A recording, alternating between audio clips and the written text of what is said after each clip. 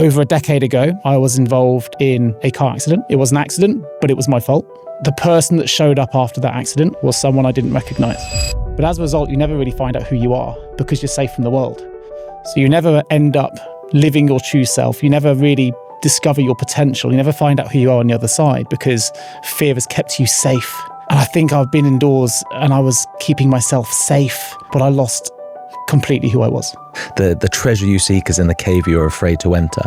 So I think, it's a signal that it matters. I should run towards it, not away from it. They'll often label it fear of failure. And I would challenge them. Is it really failure you're fearful of? Or is it really the fact you're afraid that you now have to sustain the level that you've come to of actually being the person you're meant to be? And I think that's more terrifying. Something a little bit different today. Welcome back to the Mindful Path podcast. My name is Nick Day, and I'm not with my co-host Carrie Kalimnios today because I'm doing something a little bit different. I was recently a guest on the Inner Game podcast, a wonderful podcast with a brilliant host called Michael Campion. Now, Michael is my speaking coach and honestly one of the most thoughtful interviewees I think I've ever had the pleasure to sit down with. The conversation did go somewhere I didn't really expect, and this being the Mindful Path podcast, and the fact we recorded it on the 2-year anniversary of my dad passing, I thought it might be a good show to share again with you all today. So I talk about an accident that changed my life over a decade ago. I talk about my daughter. I talk about some concepts I've been working on, including busy bravery, the fear tax, the fear equation. If you're new to the show, you may not be familiar, but I'm quite passionate about the concept of fear and how if we don't really lean into our fears, then that quiet compounding cost of every decision we make or that fear makes for you, they really do start to add up. So I wanted to kind of share pieces of my story on the Mindful Path show, but this time a little bit different in terms of how it's come out. It's a part of a story I had never previously really told to anyone publicly, no one at all. So this will come as a surprise to those that listen to this show, but it'll also come as a surprise to those that I have known for an awful long time within my own sort of social communities. And I wanted to bring it to this audience, because you're the people who've walked this path with me. You were there when I lost my dad. You've been involved in a lot of my conversations with Harry during that time. And I'm hoping it might land for you. If it did, please let me know. I'd love to hear about it. You can find us at mindful_path_podcast on Instagram. Anyway, I've probably said enough already. So here's the episode. I hope you enjoy. Hello and welcome to another episode of Playing the Inner Game. I am delighted to introduce my friend Nick Day as guest on today's show. It's one of the privileges of my work that I get to coach some super interesting executives, CEOs, entrepreneurs, business owners, Olympic athletes, as you know. So full disclosure, Nick is a client of mine. We've been working on his executive public speaking coaching for some time now. And today I am wearing the hat of student and listener. I will no longer be coaching today. And Nick, aside from being a very successful business owner, he owns multiple recruitment businesses, multiple podcasts. He's a published author, regular keynote speaker, a real thought leader in the payroll and HR space. He is, which I find most interesting for me and what we're going to dig into today, he is a fear coach. And all of us are afraid of something in our lives. And what Nick has done is come up with a really unique proprietary framework for actually overcoming one's fears, which I find fascinating. And we've really clicked, we've really connected. There's been a bit of a bromance, I hope he doesn't mind me saying, over the past few months. And the deeper I dive into his work, the more interested I became. And I just want to share it with you because I think it could change lives. I think it could change people at a global level. But if, as I always said, it's so cliched, but it's true. If you can change one life, then your work has been worthwhile. And I truly believe Nick has something very special. So I'm excited to share his wisdom with you today. Nick, thank you for coming on the show. I'm super excited to be here. Me too, man. Me too. We are friends. It's been an emotional journey as well, right? Yes. And I'm really excited now to bring something to the masses, I guess. That's my aim. That's my objective here, that I think can really have an impact and help. It's helped me and those around me, but I want to have a bigger impact. And you will. You absolutely will. Well, I think what be a good place to start and just dive in the deep end is, explaining how you arrived at this point in your life. What was the inflection point for you to turn inward and start to, it was clearly, you solved your own biggest problem first, right? What was your moment in your life, the inflection point where you discovered that there was something beneath fear that could be worked with, that could be played with, that could be adjusted? Okay, so you've definitely gone in at the deep end. Straight in. I was gonna open with warm-up. a Chinese proverb that tells you for how it. I got to this space. Maybe I'll give that anyway, and then give you the response. We don't know the questions. I don't know the questions you're going to ask. So okay, we'll go into the deep end. Well, the Chinese proverb. Let's start there. So, the Chinese proverb goes something along the lines of: if you want to be happy for an hour, sleep. If you want to be happy for a day, fish. Happy for a year, inherit $1 million or make a fortune. Happy for a lifetime, give back to others. You mentioned in your very kind and generous introduction that I've been an entrepreneur. We all know how to sleep. I do know how to fish. And I'm fortunate enough where the business has been quite successful. And I'm in that space now where I think I've owned an identity, which is payroll and HR influencer. Awards and things that go with that, which is great. But you get to a point where you think you're delivering a version of yourself that's having an impact, of course, in the space that I'm in, but it's no longer talking to me in the same way. And I've held a lot of myself back. And I guess there's a number of different realizations in this point, but being on stage, giving a keynote about payroll, which I'm passionate about, of course, but knowing I'm only giving half of myself because there's a story behind that none of my audience have ever seen or known. I've only shared on one other podcast in my life some of the things I'm sure we'll get into today. And the reason I haven't been sharing those stories is fear. Yeah. Fear of judgment, fear of embarrassment sometimes, fear of talking about something in a realm where I've created an identity in something else, fear of exposure, loads of different things. Where's that come from? Well, to go back into the deep end, which is what you asked in the original question. I've been through, as many people have, some traumatic things. I think when you get to a certain stage in your career, whatever you do in life, middle age maybe, it's very hard to get there without going through some level of torment and struggle. And this isn't about comparing struggle. Comparison's a thief of joy. It's understanding that we all have it. I love the idea of just be more kind because everyone is going through something. Funnily enough, we're recording today, and today, as you know, is the 2-year anniversary of my dad passing. My dad was my hero. And just saying those words without getting emotional is tricky for me. Sure. And then we can dive into how fear showed up in that instance as well, maybe a little bit later on.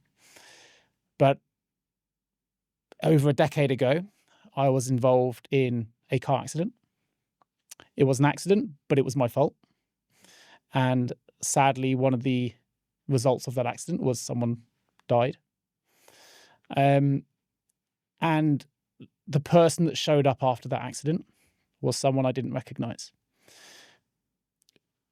What happened as a result is I hid from myself and I was telling myself one thing whilst knowing it was something else. So I was convincing myself and others that I was hiding in my house. I would say I'm someone who's very extroverted. I did a theatre degree, a theatre masters. Very outgoing, very sociable. I would borderline agoraphobic. I closed the curtains and didn't leave my house for some time, and I hid away from the world. And I told myself that was out of respect, being noble, being caring for those potentially impacted by it. And it's not to say those things weren't to a degree true, but when I really challenged myself, it was out of fear of judgment, fear of showing up in the world, fear of that being the impact that I was now going to have. And I think that started me on a self-help journey that I'd never appreciated before. I wasn't a qualified coach then as I am now. The self-help junkie that I became of trying to find some understanding, some reason, some purpose, I think is probably the word I'm looking for, amongst the rubble of what had happened.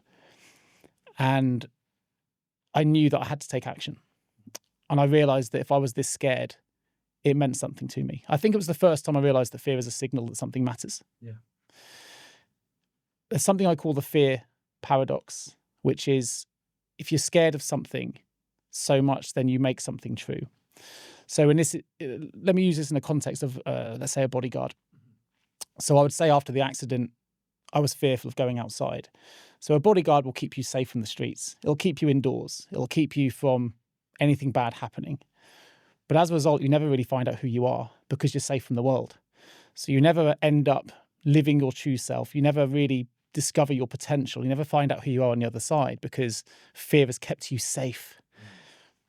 And I think I've been indoors and I was keeping myself safe, but I lost completely who I was.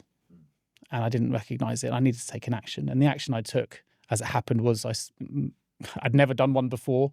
I had to do something, and I signed up for my first Ironman event, which actually is a lot of solitude in that, sitting on a bike for 5 hours. Could have chosen a team sport. Yeah, exactly. But instead it got me outside. And I think that journey from hiding to being on the start line of, as it was, Ironman Zurich back in the time in 2012, was a kind of becoming for me.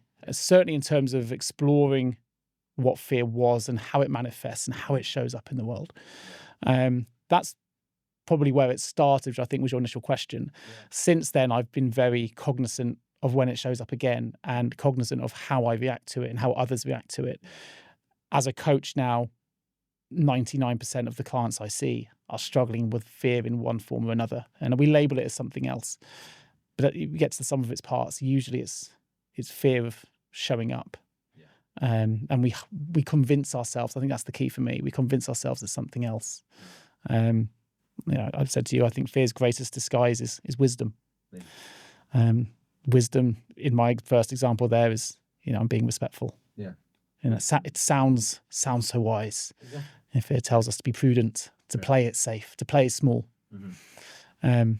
And obviously since then, as you know my story, there's a number of other relatively traumatic and not so otherwise stories that I've gone through since then, as everybody does, because life is a challenge that has challenged me and my own theory and my own understanding of fear to go, okay, what's at play here? And how can I move the needle so that we can move through it? Because if I'm scared, the one thing I know is it means something. Yeah.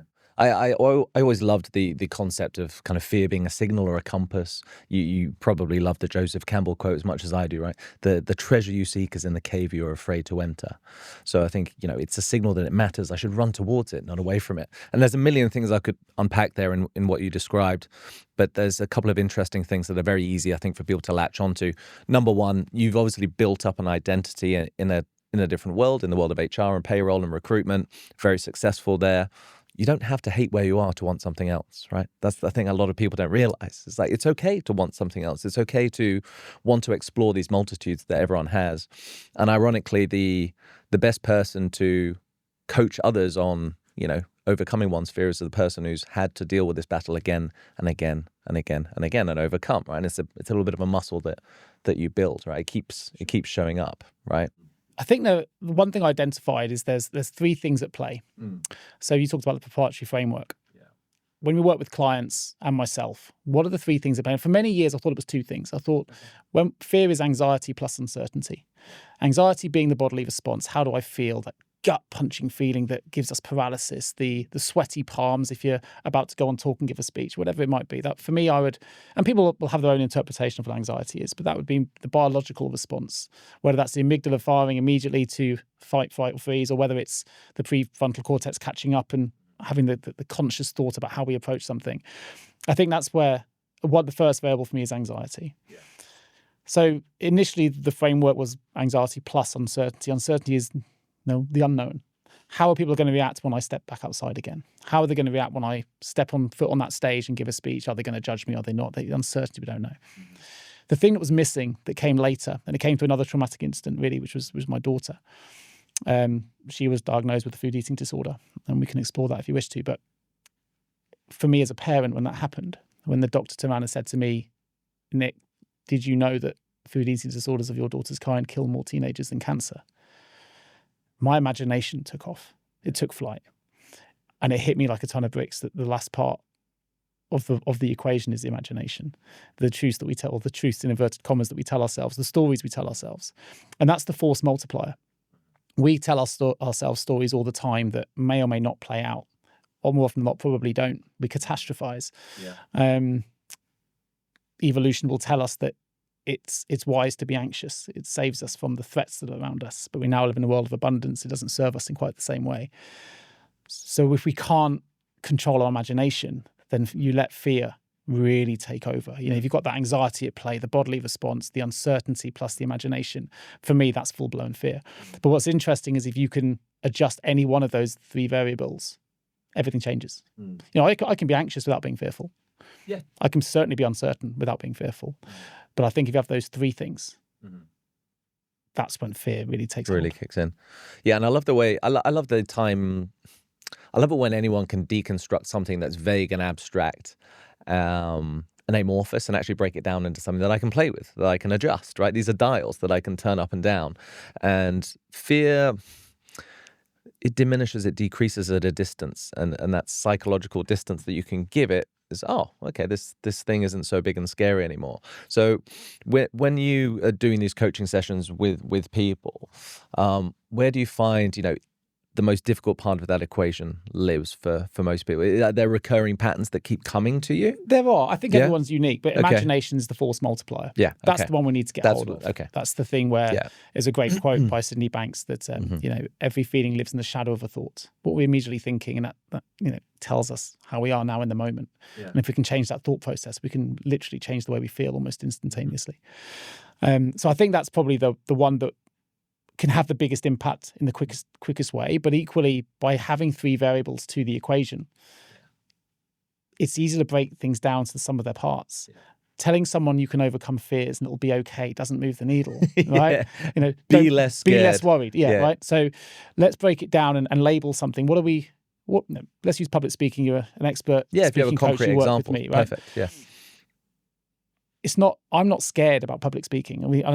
Everything you Google will say it's one of the things that people are most fearful of. I would challenge that. I really would. And you may challenge me on this as a public speaking coach. We speak publicly every single day of our lives, right? The thing we're fearful of is the uncertainty about how the audience is going to react to us, potentially. We're anxious, our heart is pumping, we're nervous. That tells us that this matters. Like, I can go and give a speech about something that doesn't matter to me. I have no interest in, and I tell you, I don't have the butterflies. I don't care if they judge me because I have no vested interest in what I'm delivering a talk on. So for me personally, fear wouldn't exist in that moment. Right now, my heart's beating a little bit faster, right? I know we're talking about some sensitive subjects. I'm probably speaking a little bit faster. I can feel the anxiety in my body as we talk. There's uncertainty about how this will land with people. I don't know. I can't control it, but I understand that it's not the podcast today I'm scared of. It's the judgment. So let's label it judgment. I'm fearful of the judgment. And then there's the imagination. In a public speaking context, the imagination is everyone's going to laugh at me. It's going to go viral of how bad my talk was, how I failed in a public environment. I may never get asked here again. This is my only shot. Equally, there's the success paradox where, let's say the speech goes really well. They're going to ask me to do it again. I don't think I can deliver this over and over again. I think for me, the fear paradox is so interesting to me because when you first articulate it to me, I've had this intuition for so long, and I've tried to explain it on multiple podcasts to multiple people, but you'd actually arrived there before me. So if you could kind of double click on that fear paradox for me, because people aren't afraid of failure, they're afraid of success. Certain people, for me, I know that's the way I'm wired and built. Sure. I mean, there's two elements to this. I think the fear paradox initially is around the thing you're fearful of will guarantee the thing you're fearful of. So, for example, if we're fearful of love, we're fearful of rejection of love, we're fearful of going on dating apps because someone's going to be let down, we've had a bad relationship in the past, I'm not going to expose myself or put myself in a position where that can happen to me again. But by doing that, you're guaranteeing loneliness because you're letting fear, which sounds so wise, it's disguising itself as prudence or whatever it is in your life. I don't want to be put in that position where I'm let down again. Yeah. So I'm going to guarantee it by doing nothing. And yet the reason you want love is because you don't want to be lonely. Yeah. So you have to lean into it. There's a signal there telling you don't want to be lonely.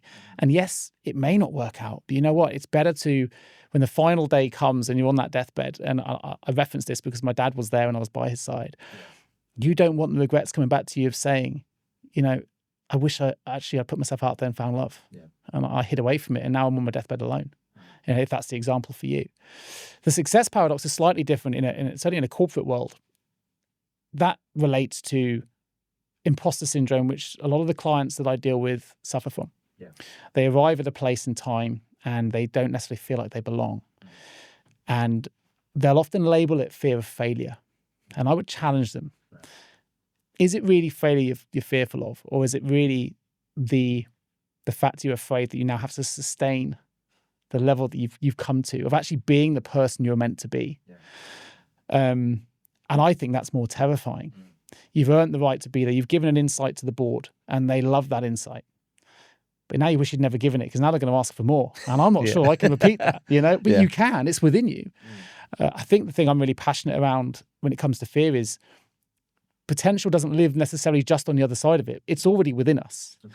It's about becoming who we already are if we're willing to face it. You're working with me at the moment to be a better public speaker. Wherever I end up, whatever level I get to, it was already within me. Yeah. Now you've unlocked it because I'm leaning into my fears. I'm leaning into where I can get better, but it was already within me. Correct. A lot of us hide away from what's within us in order to play it safe. But when the time comes at the end, I don't want to be there going, I could have done that. Yeah. And I didn't. And I played it small. You know what?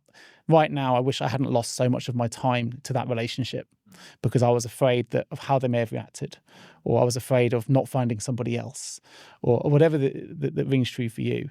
Yeah. Lean into it. Yeah. No, it really sings to me because the singular thing I cannot bring myself to bear is to get to the end and look at myself in the mirror and say I didn't give it a shot when I wanted to give it a shot. And I did that with my own fear of public speaking at 16 years old and overcame it. But now it's as an entrepreneur and, I've changed careers more often and you're evolving into a new phase of your career as well. Can I sustain this level of excellence? That's the terrifying thing for me. It's not the fear of failure. It's can I sustain these high levels that I demand of myself and others will demand of me. That's far more terrifying. I also think imperfect knowing is way better than perfect not knowing. Right? So I want to do something. I don't want to be at the end going, I could have been this and I never gave it a shot. That's not a place that I personally want to be in. I told myself for years, I'm writing a book at the moment around fear. I was hoping to publish it in October. It's a shameful plug. But I told myself for years I can't write this book because I don't have a PhD. I felt that I needed more credentialing. Who's going to listen to this payroll HR speaker talk about something that isn't in my realm of genius or hasn't been known to be around fear? No one's going to read that thing. I need a PhD. That's fear telling me to wait. I think if you're listening to this and you've ever told yourself, now's not the right time, I need to wait, or I'm not good enough, that is fear trying to protect you. As I say, fear's greatest disguise is wisdom. It's telling you to wait, that you're not ready. But then if I'd listened to that forever, we get back to the deathbed scenario, I would still be an unpublished author. Yeah. I'd rather publish and it flop and know that I've given it my best shot than not publish at all. The hardest thing I think for a lot of people is knowing what to do practically, right? Once they feel that anxiety, the butterflies come, the heart rate is racing, is there something practical that they can actually do to take control? Yeah. I mean, I would say like anything, you can cultivate this over time. So if you're looking for an instant fix, there are some techniques we can do, and I can talk you through those in a moment. But I would say this is a daily lifetime practice of cultivating courage to do the things that mean something. So every time you feel fearful, I mean, I think fear is one of the most wonderful emotions in the world. And I want to be really clear. I don't believe in fearlessness. Yeah. We don't want to be fearless. We want fear because it signals something is important. Okay, so this matters to me. Now, how do I make that into something? So that takes courage over time. And we cultivate that in the smaller moments. Do the smaller things that scare you now. Make the phone call you've been putting off. Those little acts can make a difference. Again, don't be at the end going, I could have made that phone call and apologized. If they don't accept your apology, you've done your bit.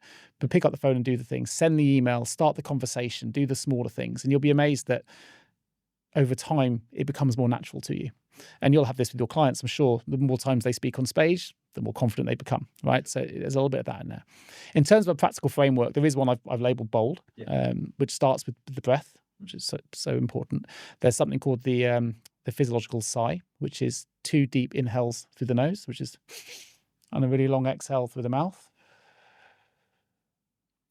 The idea of that, and it's been backed by research, is that it's the quickest way to calm your parasympathetic or to engage your parasympathetic. And anyone who's familiar with breathwork, Huberman Lab, etc., will recognize that not physiological sigh, or not necessarily? No, not necessarily. I think the most people will be familiar with breathwork, box breathing, which is there's loads of techniques you can do, but in terms of research, the one, yes, yeah, 2 quick inhales through the nose, 1 long exhale through the mouth, and you can do that very quickly. People don't even know you're doing it. You're about to get on stage, calm the nervous system. Your amygdala's in full flow, it's sending hormones and cortisol through your body and adrenaline through your body. Just take a moment, and that's a nice way just to help calm the system a little bit. The O is for observe, right? So what is it you're afraid of, right? What's the situation that's in front of me? Because actually thinking and labeling something is very different. We'll get to the L in a minute, which I've probably given a little bit away there, but observe what's in front of you. So I'm about to go on stage. I'm about to deliver a talk to all of these people who, they're here to be, they're on my side. Yeah. This is what I always tell people. Yeah. They're there. They want the best of you. Yeah. They're not there waiting for you to fail and mess up. They're there to learn. They want to be entertained, but you can deliver that. You can if you've done the work. Well, that's the second point of the observe bit, really, is where are we in the process, right? I've done the homework. I've done what needs to be done. And even if you haven't, even if you're fully, completely underprepared, you're there for a reason. So just observe it. Sometimes we go flying into things without having that moment of clarity, without taking that breath to, rather than just be concentrating on the breathing with your eyes closed. What's the next action I need to take? No, where am I? Yeah. The L is for label. There's a lot of research around cognitive reframing, right up to the special forces. When you're going into the heat of battle, you've got to cognitively be able to reframe your situation. It's not about whether I'm going to get killed in this moment. It's about the purpose behind the mission, potentially, or whatever it is for you. So label it, and labeling things out loud has a huge impact on the uncertainty variable in particular. Remove the uncertainty with the labeling.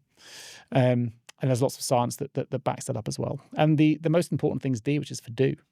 All right, there's loads of frameworks out there that take you to that point, but they don't make you take the action. And start small. I said, pick up the phone, take one first step out. For me, the first step was stepping outside. Couch to 5K, right? Start with a walk. Whatever it is you want to do, whatever you're fearful of, you can't get anywhere unless you take an action. Put yourself on the dating site, have the difficult conversation. Whatever that means for you, I would challenge anyone listening to this. Everyone has some action they can take now that can move them closer to the signal that's telling them that they're afraid. Yeah. The observation and labeling part in the BOLD framework, I think, requires a certain level of introspection and reflection that won't come naturally to a lot of people, right? Because the abilities to observe in the moment, the true fear I have is fear of being judged, right?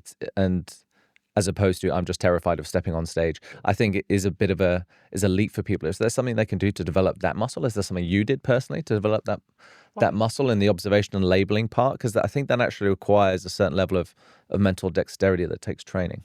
I think it does. Which is why you're there, obviously, as coach. For sure, it does take training. I think something we'll do in a coaching practice, which is a well-known coaching technique. Well, there's two actually. One is to catastrophize. Okay. So deliberately catastrophize. Okay. Yeah, because then you can bring yourself back from it. So I go on stage and I completely flop. Again, I'll go back to better to have tried and failed than to not tried at all. All right. So you can always come back from failure, right? So for failure you can heal from, but regret lingers forever. Yeah. The idea of not going on, that regret will take you all the way to the end, right? So let's catastrophize this. I'm going to get on stage. I'm going to completely flop. I'm going to say something I shouldn't have done. I'm going to forget my lines. You'll cope. It'll be okay. But let's say that does happen. So what's your next action? Well, next action, I'm going to prepare better. My next action is I'm going to speak to the organizers. There's a process you can follow and you'll be okay. Mm-hmm. So I think sometimes catastrophizing can be very powerful, because it breaks down some of the parts of what you're really afraid of. Mm-hmm. If you use the public speaking example, I'm fearful of the judgment.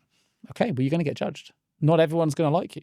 What happens if 99% of the audience hate what you've got to say? What does that mean for you? How would that change your next approach? Are you on the right stage at all? Does this sit with your virtues and your values? If they're misaligned with your virtues and values, maybe you shouldn't even be on that stage anyway. Maybe you're born to be on to speaking, but to a different audience, right? Yeah. But catastrophize it and work out what your next action would be already. Mm-hmm. Because when you catastrophize it, it brings you back it centers you to go, actually, it's unlikely the worst case is going to happen. But even if it does, I'm prepared for it. I'll survive and I'll be okay. Exactly. Yeah. Right. So even if you go to the special forces example, they will take certain precautions, whether that's letters home, whether that's preparing their family for the worst. They take steps to reduce the anxiety, to reduce the uncertainty of what happens next. If you don't tell your partner, where all your financial records live and how to survive if I'm not here, you're going to go into a battle with that anxiety at the back of your mind, that uncertainty, and the imagination of how will they cope. So there are three things you can immediately take off the table. It doesn't guarantee that I'm going to survive the fight. Yeah. But, I've reduced some of those, I've dialed those down a little bit. Yeah. I think the second technique is another coaching technique, which is sometimes you might need some help with this. But if you've got a partner at home, a friend, it's called the 5 whys. Why do you want to go on stage? Well, because I want to be known. But why? Why do you want to be known? Yeah. Why is that important? And go 5 layers. Yeah. And you'll find the 5th layer is good when you get to the real truth. Yeah. And then if you know why it matters to you, funnily enough, the uncertainty can sometimes dissipate, because you know what? They may not like what I've got to say, but it's really important to me at my core that I say it. Yeah. Yeah.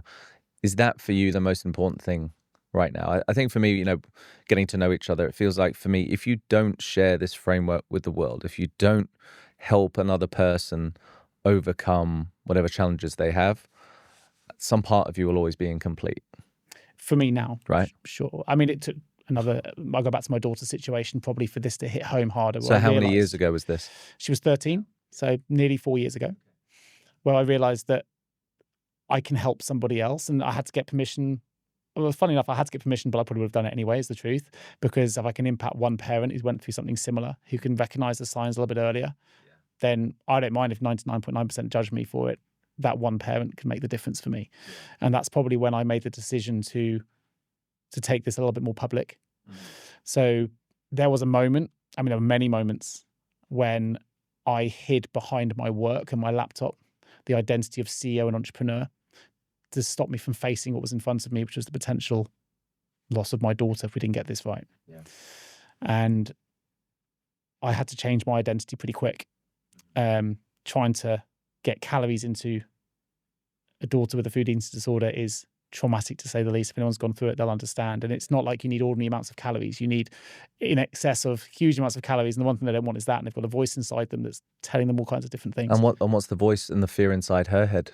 People who have these eating disorders. I think it's different for everybody. It's definitely in our instance, a mental health situation, right? Where sometimes you feel like your love isn't always enough. And that's hard.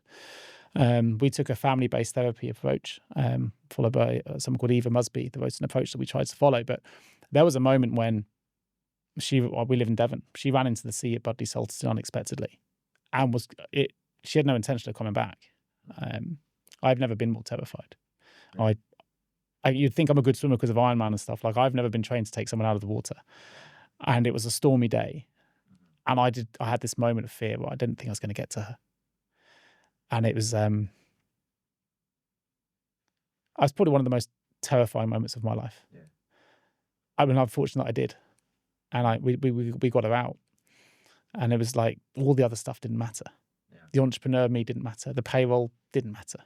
She didn't need her dad, the entrepreneur. She just needed her dad. And it was like, okay, how have I responded to the fear right now? All these things are firing in all different directions. She means more than anything to me. There's the clearest signal. And also that there's huge opportunity and positivity to come out of even traumatic incidents. That we're very fortunate that we managed to help her get back to health. And she's thriving now, I should say, to reassure anyone that's listening. And now she's this passionate individual who wants to help others in similar situations. She's passionate about conservationism and sustainability and being a good human being. She learned some lessons early, right? Yeah. The bond we have now is closer than it probably ever was before. Mm-hmm. And it's sometimes, you don't want everyone to go through that story to find that outcome. Sure. But it would have been very easy for me to hide behind what I would call busy bravery. Hide behind emails, hide behind distraction, not face what was most terrifying in front of me. Forcing someone to eat food when every core of their being tells you they don't want it, and having to sit with them and just show love. Well, I think that the busy bravery thing is something that probably a lot of people listening, successful businessmen and women listening to, will understand the temptation to jump into one's work and hide from the thing that we really need to do, which in your situation would just be a dad, would just be there for her, right? And luckily for you and your wife and daughter and son, of course, you managed to make it work, you managed to make it through. But as I always say, you don't get to choose the tools that shape you. And had you not gone through that experience as a family, you wouldn't be as tightly knit as you are now. And you would never, in the menu of life, want these things to be given to you. But as I say, you don't get to choose the tools that shape you. Equally, we often teach the things we most need to learn, right? And the interesting thing about how we can get better at dealing with fear is that doesn't mean because I have a framework that I don't get fearful myself. I fell into the same trappings with my dad. We're talking about it today. It's 2-year anniversary. He was given 3 to 6 months to live when he got a stage 4 cancer diagnosis.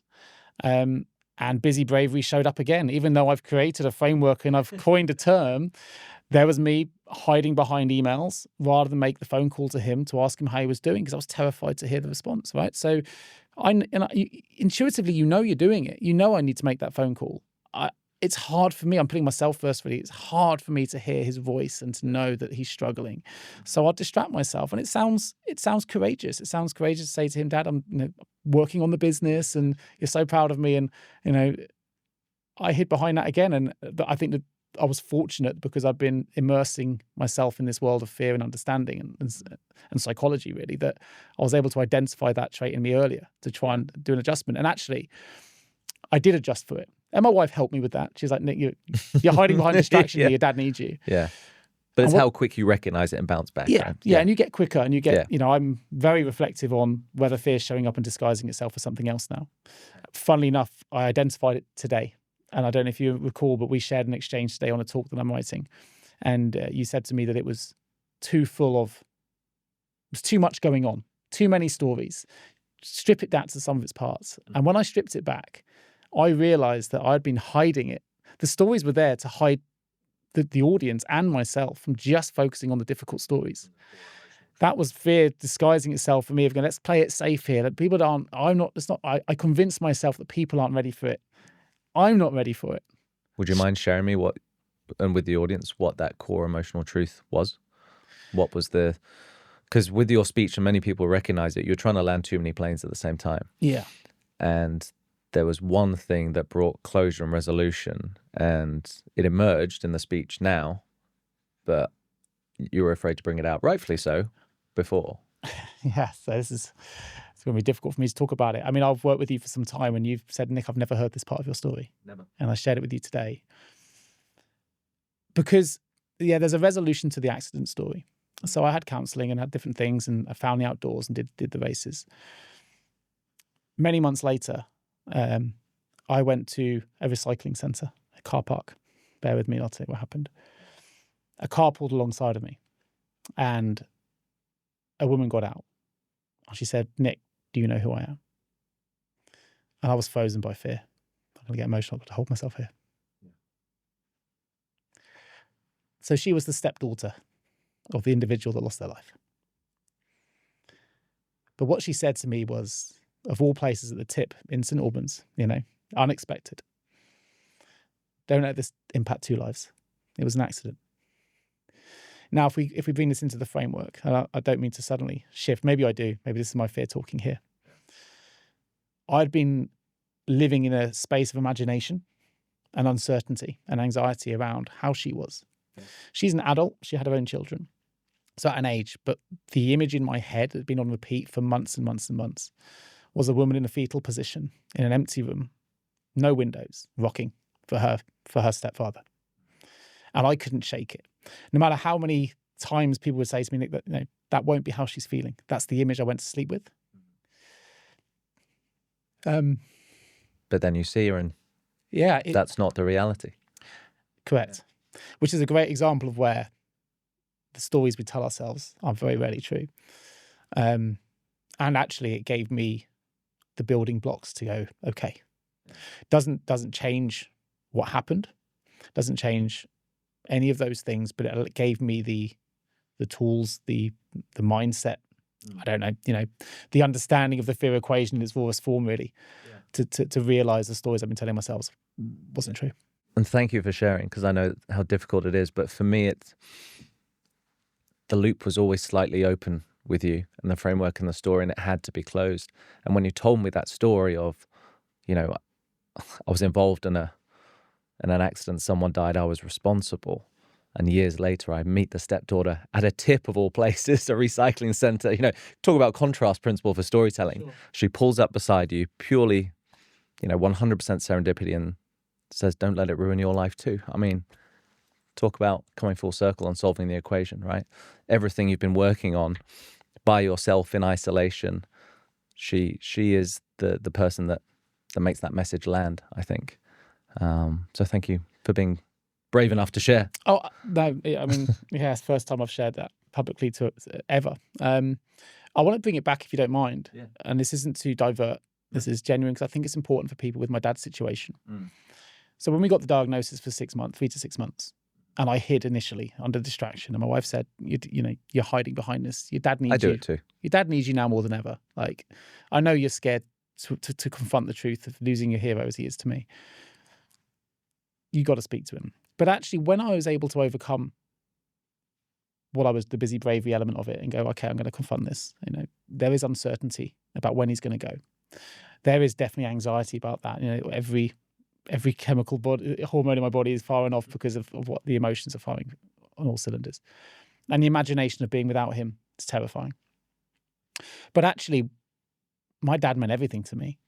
So that signal was, well, what can we do? Although there was inevitability because it was stage 4, we were still able to take action. And we were able to improve his diet, get him the treatment he needed, put him in a better headspace, all those things. And he lived for 2 years after that diagnosis. It's amazing, isn't it? And time is one of the most precious things we have. And I'm truly thankful and grateful for every story, every conversation we were able to have, because I didn't hide behind a busy brave. I'm not saying that all of the reasons he lived longer was because of me and the things we changed, but collectively, people helping him and leaning into the fears that hopefully added time. It's not always about understanding how the story will end. It's not having the regret that we didn't do anything. Yes. All right. And fear teaches us to stay small. A lot of people in relationships playing it small, scared to offend, upset, be alone. But you end, I guess it's going back to the fear paradox. It's the one thing you guarantee. Yeah. And I think it's hard to quantify the lost opportunities, right? That in a parallel universe, had I been more brave, had I overcome my fears, my life would look like this. That's quite hard to actually quantify. But you've had an attempt at this, right? In terms of what it costs us. I have. I mean, I label it the fear tax. The act of inaction costs you, and it compounds. So I think, like any tax, right, this is a tax which you don't get any rebate from. I work in the world of payroll, which is where this was born from, to be honest. Okay. I gave a talk on the payroll stage and it hit me like a ton of bricks that this is what we pay. Like, where are you paying fear tax in your life? Where are you paying the tax where fear is ruling your life so much that it's costing you every single time you accept it? This is the same that links to the idea of imposter syndrome or sustainability. It links to everything, really. The potential's within us. Become who you were always meant to be. But to do that, you've got to stop paying the fear tax. And it compounds. Every time you play it, it compounds, it compounds. And, you might do something in your 30s. You're still paying it in your 50s if you haven't addressed it. Yeah. And for me, it's been revelationary in my own life and my family's life, where we look at things, okay, how are we paying the fear tax in this moment? Like, we don't want to be sat here. I'll go again, failure can be overcome, but regret lingers. Yeah. I don't want any regrets on my deathbed. I don't want any ghosts coming to visit me about the things I haven't achieved, the things I haven't done. I want to know that I've given my best shot, that I've been kind, courteous, respectful. I've tried to have a positive impact on all those things. I don't want a book visiting me because I didn't do it. I don't want a relationship coming back to me and going, I could have been something else. Like, the fear tax is I think a really powerful way to understand that inaction is an act. Yeah. Every non-decision you make really compounds and it adds up. Yeah. And I think I can see that in my own life. Less so presently, but certainly before. And again, I'm not perfect, but got better. I think this is an application that almost everyone listening will be able to relate to in some shape or form, whether it's their career, whether it's their love life, their own family, entrepreneurship. It applies everywhere, absolutely everywhere, right? But you can audit this. I mean, you can look back. I'm I'm a coach, so I would prefer to look forward than look back. We can run an audit. But we can audit. We can audit the decisions we didn't make, the where it's cost us in the past, the conversations we never had, the gambles we never took. And usually when you think in those terms, it comes with an element of regret. I'm fortunate enough that I launched a business and it's been quite successful, but I launched it in 2008 just before Lehman Brothers went under. And I was terrified. I took investment and then launched under restrictive covenant at a time when no one was hiring. I had to back myself because it was in me to go and do that thing. It was so much of my core that I had to see and test myself. I can't wait for timing. Fear was telling me it's not the right time, right? It was telling me, wait. That's the fear disguising itself again, right? The reason I'm fearful is because I really want this to happen. I've got to lean into this and launch my business. And yeah, it was testing. But I'm really glad I'm not sat here now going, I could have launched a business. I could have launched it. But I didn't. Unless anyone listening or watching thinks that your business has been a straight line success since the beginning. Well, I don't know if you're able to disclose, but yeah, certainly you've had the rug pulled from under you from people who you loved and trusted. And yeah, so again, you have to take the leap, and you've had to rebuild it again. Sure, yeah. Right? I mean, life's here to test us, right? Yeah, it's totally. I would say that the meaning of life for me is finding joy in the struggle every single day. We don't know what's around the corner. If going right back to how we started the conversation, that accident happened in less than a second. I was half a mile from home, and I was en route to pick up my daughter to go and see the night garden. That's where my head was at the moment, right? And then next thing you know, your life has turned upside down, and we don't know what's around the corner. We think we do. We plan these things as if it's always. Our mind works in a way that we plan for the Disney story, the happy ending, right? But we mentioned this off air a little while ago. Every Disney story has struggle before it. We forget it. We focus on the ending, and we forget the witches, the poisons, the deaths, the infidelity, whatever it is before. We have to walk that path first, and then if you do that with intention and you do that with fear, understanding where fear is guiding us. I'd like to think when you'll get to that happy ending earlier. Yeah. And I love that the Disney movie analogy, because I think a lot of people will look at their own life and think, maybe woe is me, but maybe you're just halfway through the movie. Oh, yes, the infinite game. This is it, right? You're at the dip. This is just push through, right? Good times are ahead. You might just be a little bit early, right? If you hang in there, right, and take some action. So yeah, we only remember the recency bias, right? We remember the happy ending. We don't remember the struggle, the tension, the Bambi's mum dying, right? We don't remember all that stuff. Yeah. So I'd love to move into kind of some more general questions that I ask on playing the inner game, because it's a nice common thread that ties everything together. Again, we haven't scripted these. I never do. What's the most memorable thing anyone has ever said to you? This is actually an easy one, and it does link to what we've discussed. Okay. I have a bit of a man crush on Bear Grylls. Okay. There are reasons for this. When I was at my worst, I guess, when I abandoned myself and I was agoraphobic, and my wife gave me a book called Mud, Sweat and Tears by Bear Grylls. I was already a fan. I'd watched everything he'd ever done. Already a fanboy. Yeah. And I read that book, and it was the escapism I needed, and the help me sort of move towards opening the curtains, getting outside. Now, I used to race. This will make sense in a moment. I used to do obstacle course racing, internationally represented by country, been all over the world doing obstacle course racing. And Bear Grylls decided to launch his own race called the Survival Race. And I was fortunate enough to be part of his pilot program because I was doing a lot of racing and relatively well known in that space. So I did a pilot race, sort of consultative race for him, and I got to meet him. And he was the first person I told about the accident outside of my family. He was the first person? The first person. He was there, and I grabbed him at the end and said, Bear, your book has changed my life. This is what happened. You're the first person I've ever disclosed it to. And his words to me were, Nick, and this is going back to your question, this is my answer. Life is not about waiting for the storms to pass. It's about learning to dance in the rain. I don't believe it's his quote, but he gave it to me at a time when I needed to hear those words. And I've taken that with me ever since. Beautiful, isn't it? Even if it's not his, it's poetic, and it hit you at exactly the right time, right? And one of my favorite quotes, again, not mine, is the greatest gift we can give is kind words spontaneously tendered. Right? And so you just needed it right then, and he gave it. And he didn't judge me. Of course, my imagination already, we'll go back to the fear equation, not to push it. He's a big famous guy, and I'm telling him this for the first time. He could have judged me and said, I need to know exactly what, he didn't. He took it on board without judgment. Incredible. And gave me something that he will never know the impact that had on me, but had a huge impact. And maybe I'll listen one day. Maybe. What are you most grateful for? It's a great question. Not an easy one. It's not an easy one. And I do practice gratitude or thankfulness. I don't keep a Why do gratitude. you make that distinction? Because I think they're different. My distinction would be when we're trying to be grateful, we sometimes try and force the issue. And we try and look at, you end up saying the same things every day. And I found it easier for me to keep a record of the things I'm thankful for than grateful. Maybe it's my own personal distinction, right? But I have a diary of the stories of the day. Rather than at the end of the day saying, I'm really grateful for X, Y, and Z, I just pick out the moment of the day when I look back, it'll resonate with me. And it's from a book called Storytelling that he's actually a comic, and he said that's how he finds all his comedy, but I used it for a different purpose.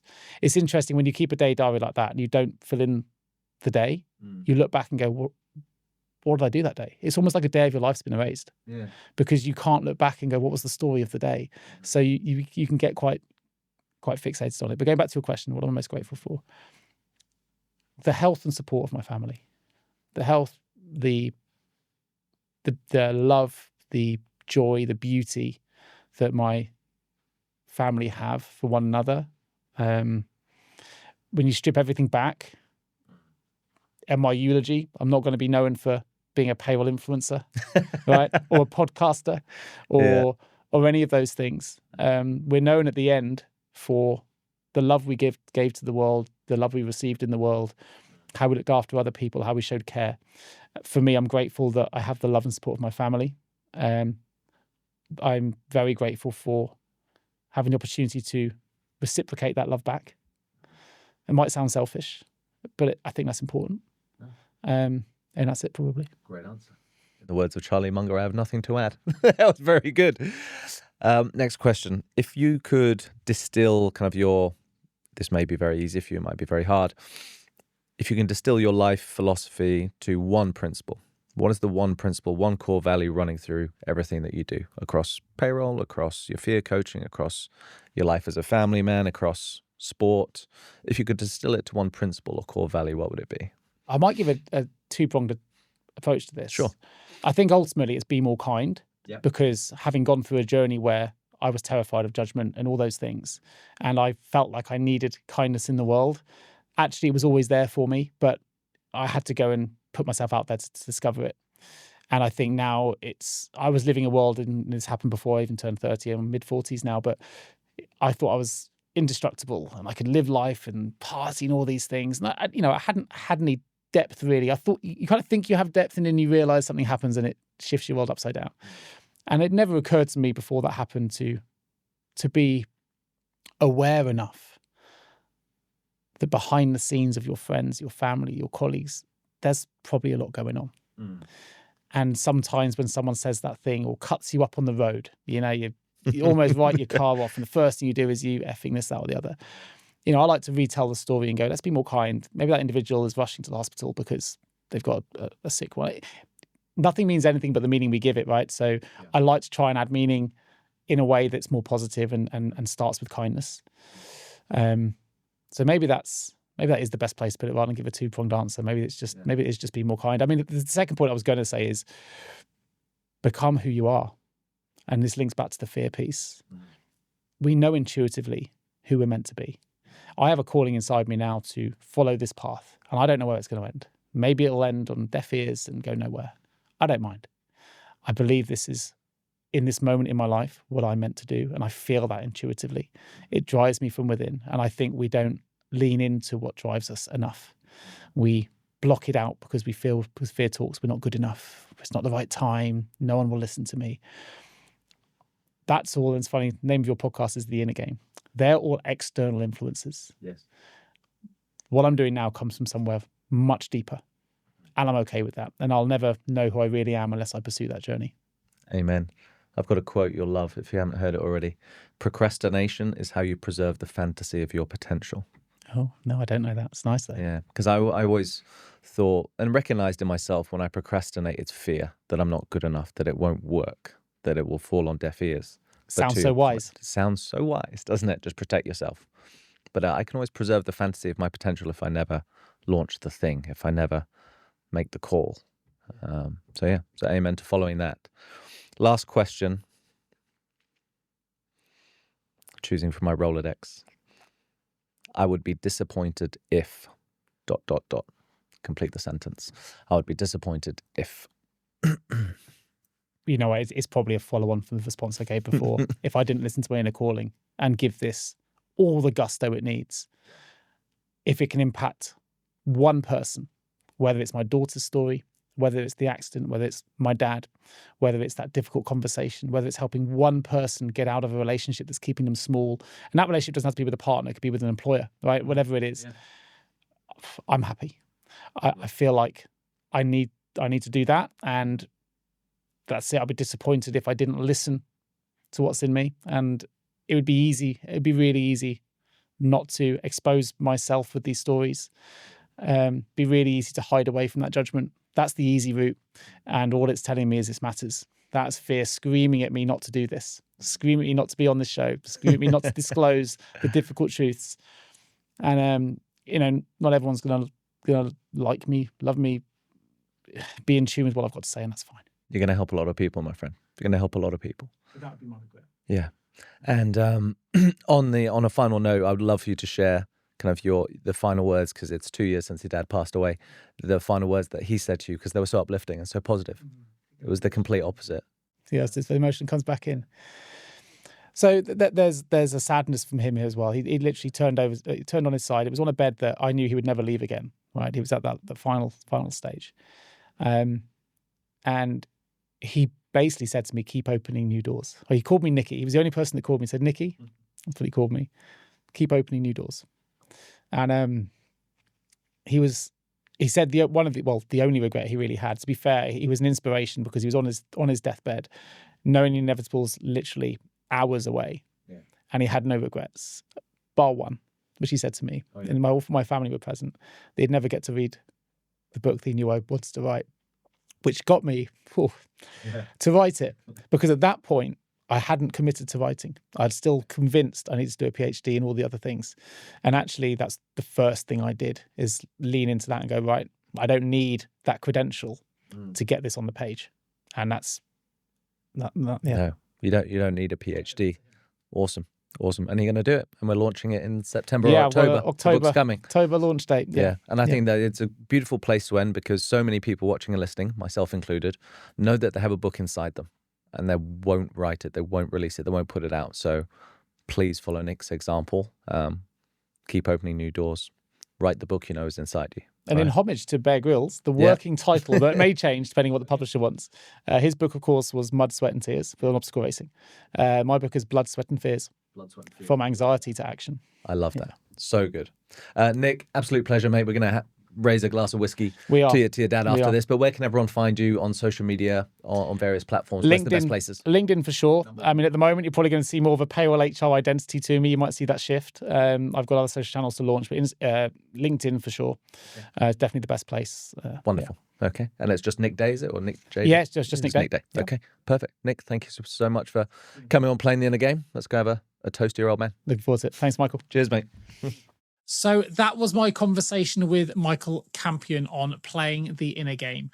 As you can probably tell, it was a bit of an emotional episode for me. If there was something in there that hit home, the fear tax, the busy bravery principle, the part about my dad, you know what? I'd recommend just sitting with it for a moment. Sit with it before you scroll to the next thing. That's what the courage window is really about, and it's the courage window in real time to do that, just to sit with your own fears, your own contemplations, have a think about what you'd like to take away from your life and where maybe fear is disguising itself as wisdom for you right now. You don't need to solve it today, you just need to name it. It's the first part of moving through fear. As always, I want to thank you, our audience, for being here on Mindful Pass. I hope you might feel this is an episode that you feel is worth sharing with one person in your life. If it is, please do that. I really want to have an impact on the world for the positive. And as you can probably tell from my story, that hasn't always been the case. So I hope that's how my fear theory can grow, and how we can have a better impact on the world through this show and through other interviews and more as well. So thank you for your support, and I look forward to seeing you next time. I'll be back with my usual co-host, Harry Kalimnios. Until then, stay mindful, and I look forward to being with you again real soon. Cheers.